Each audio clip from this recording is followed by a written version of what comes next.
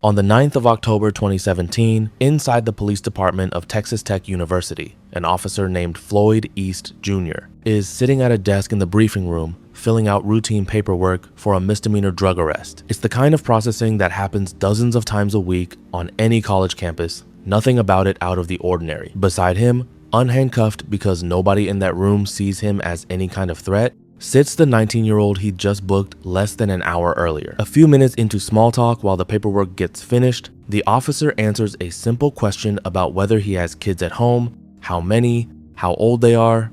Then there's a gunshot. This is the true story of Hollis Alvin Daniels III. Rewind about 24 hours. Hollis is a sophomore at Texas Tech, 19 years old, the son of a prominent former city councilman back in Seguin, Texas, about 35 miles outside San Antonio, the kind of upbringing that doesn't usually get associated with this kind of case. He's also already been charged twice before for drug or drug paraphernalia possession, and he has a serious, specific problem with Xanax, one that doesn't just make him high, but genuinely turns him aggressive and erratic whenever he's using it heavily. At a get-together at a friend's house, high and running low on his supply, Hollis steals a handgun from his friend Leo Johns' nightstand, apparently planning to use it later to rob his own dealer for more pills. Leo notices almost immediately and calls Hollis demanding the gun back. When Hollis shows up, he denies taking anything, the argument escalates, and at one point Hollis reaches behind his back in a way that makes Leo believe he might be about to pull something. Leo throws the first punch. Hollis, apparently not interested in a physical fight, just leaves. Leo and his friends, genuinely worried Hollis might come back armed, barricade themselves inside and call the police. Officers track down Hollis's car not long after and pull him over, asking directly about the stolen gun. Hollis denies having it and refuses to let them search the vehicle, which is entirely within his rights. So despite their suspicions, they have no legal grounds to push further and have no choice but to let him go. He heads straight back to his dorm, carrying the gun with him the entire time. That night, alone in his room, still high, the gun goes off accidentally, sending a bullet straight into the wall. It's loud enough to wake his roommates down the hall. Hollis first claims it was just a book falling off a table, then eventually admits the truth to one of them once pressed. The next morning, genuinely spooked by having an armed, unpredictable roommate in close quarters, they walk over to the campus police station themselves, located right there in the Student Union building, and report what happened. While that report is being processed, Hollis, still short on cash and still chasing his next supply, meets up with a Xanax dealer in a car in a local park, pulls the stolen gun on him mid-conversation about pricing, and robs him of roughly $400 worth of pills. Around the same time,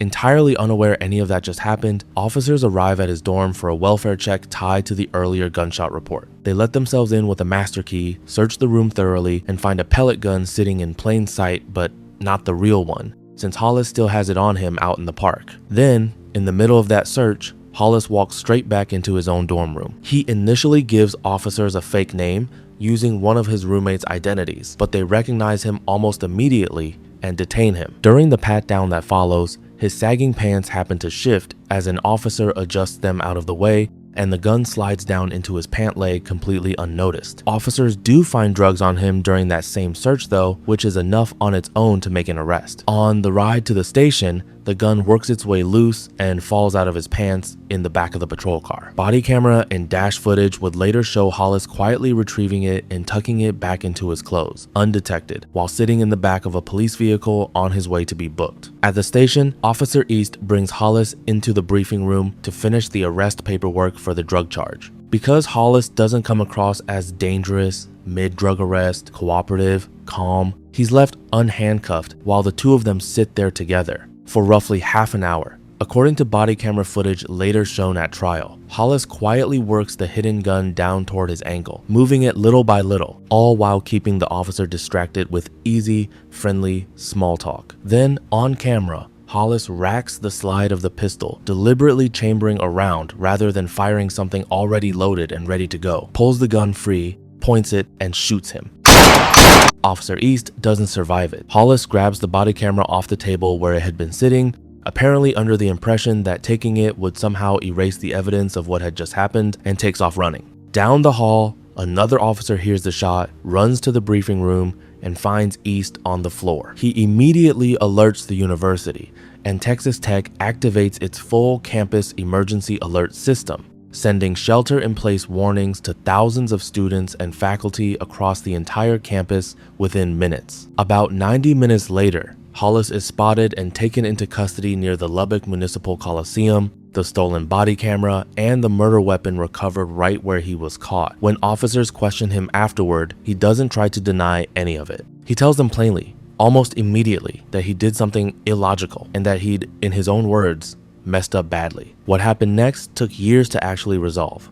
A gag order sealed most of the case's details from the public almost immediately after the shooting, and Hollis's trial didn't actually begin until February 2023, more than 5 years after Officer East's death, with the judge going so far as to prohibit any recording at all inside the courtroom once it finally started. Prosecutors sought the death penalty. Jurors sat through nearly 3 weeks of testimony, including body camera footage of the shooting itself, so difficult to watch that the courtroom television was deliberately turned away from the public gallery during that portion of the trial. In the end, Hollis Daniels III was convicted and sentenced to life in prison without the possibility of parole, sparing him execution, but ensuring he will never leave prison for the rest of his life. Subscribe for more true stories.